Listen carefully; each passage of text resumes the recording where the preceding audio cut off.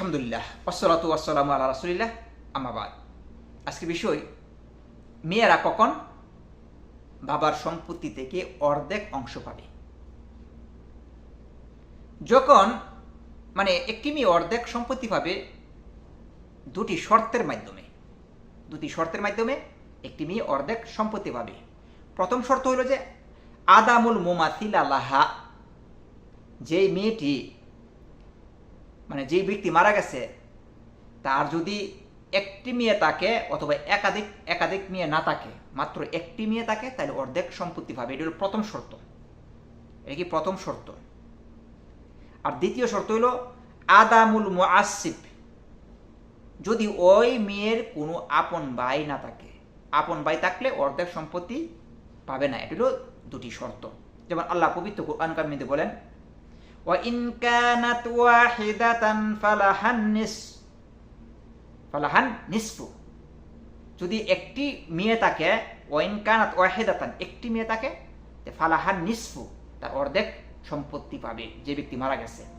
আপনাদেরকে কয়েকটি উদাহরণ দিই, তাহলে আপনাদের কাছে স্পষ্ট আশা করি।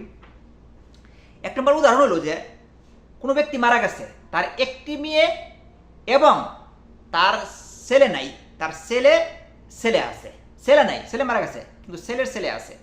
তাহলে সম্পত্তি কিভাবে বন্টন করতে হবে? তাহলে বন্টন করতে হবে, কারণ যেহেতু তার ছেলে নাই, আপন ছেলে নাই, তাহলে বন্টন করতে মেয়ে অর্ধেক সম্পত্তি পাবে। আর যে ছেলের ছেলে আছে, এই বাকি অংশটুকু ছেলের ছেলে নিয়ে নিবে, যেহেতু ছেলে নাই, আপন ছেলে নাই। আর যদি আপন ছেলে থাকতো তাহলে কি হতো? তাহলে দুটি মেয়ের সমান একটি ছেলে, তাহলে এটা হলো এক নম্বর উদাহরণ। আরেকটি উদাহরণ দিই, যেমন কোনো লোক মারা গেছে, মনে রাখতে হবে, তার একটি মেয়ে আছে এবং যে লোকটি মারা গেছে তার আপন ভাই আছে, তার কোনো ছেলে সন্তান নাই। তাহলে কিভাবে বন্টন করতে হবে? ওই যে তার মেয়ে অর্ধেক সম্পত্তি নিয়ে নিবে। আর যদি তার আপন ভাই থাকে, যে লোকটি মারা গেছে তার আপন ভাই থাকে, তাহলে বাকি অংশ তাদের মাঝে বন্টন করে দিবে। মনে রাখতে হবে, আর যদি তার বউ থাকে, বউ কিন্তু আবার 8/1 অংশ নিবে এখান থেকে।